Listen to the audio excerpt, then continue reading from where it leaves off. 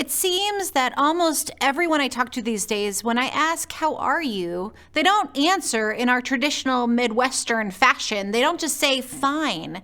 But right now, it seems like these days they're saying, I'm tired, right? How are you feeling? I'm tired. Are you feeling tired this particular season? For me, during this coronavirus year, this 2020 year, I feel really good about things, usually for about 3 weeks. And then I have a day. And I'm sure that this has happened to some of you too, where I have just this day where I have no motivation. I have no energy and no desire to do kind of anything. And I feel it all in one day. And I have this feeling of kind of like sadness, but also kind of like meh, kind of like numb and tired. And I am just weary of all the things that this calendar year has thrown at us. And when I talk to other people about having this experience, it seems like this is true for so many of us. We are very weary as a people this year. And for me, I'll be honest, Christmas time, it comes with some extra baggage. My mom died around this time of year after a really rough month leading up to it, of being in and out of a coma and being in and out of intubation.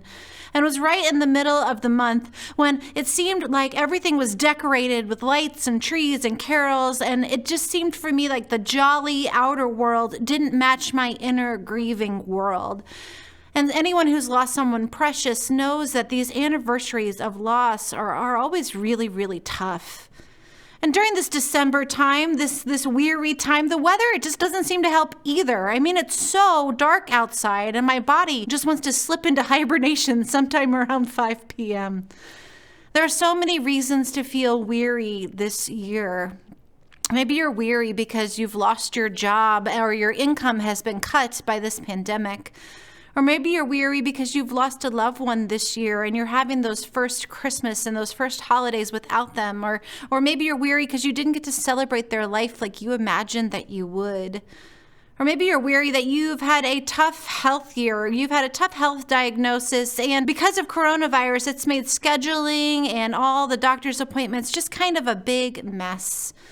Or maybe you're weary because you haven't hugged your children or your grandchildren in just too long, and you were alone on Thanksgiving, and now you grow weary thinking about being alone on Christmas.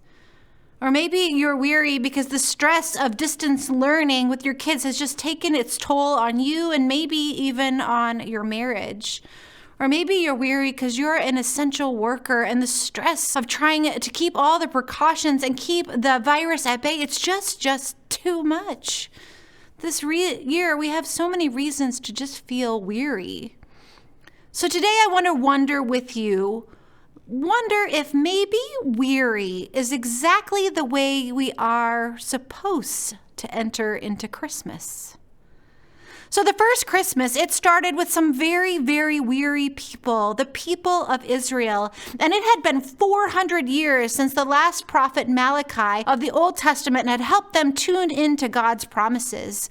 In the church, we tend to call this the silent years, 400 years without much direction from God, the time between the Old Testament prophets and the start of the New Testament. 400 years, the people of Israel had been waiting for God. They've been crying out for a Messiah, wondering how long it was going to take for this promised person to arrive. And during these years, they grew weary. They experienced occupation after occupation. And finally, the Roman Empire had come in and conquered their entire land. And they forced restrictions and mandates on them after 400 years of waiting. Can you imagine?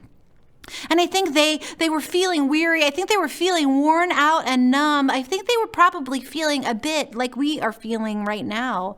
Felt like it was too dark and things were too tough and God was too silent.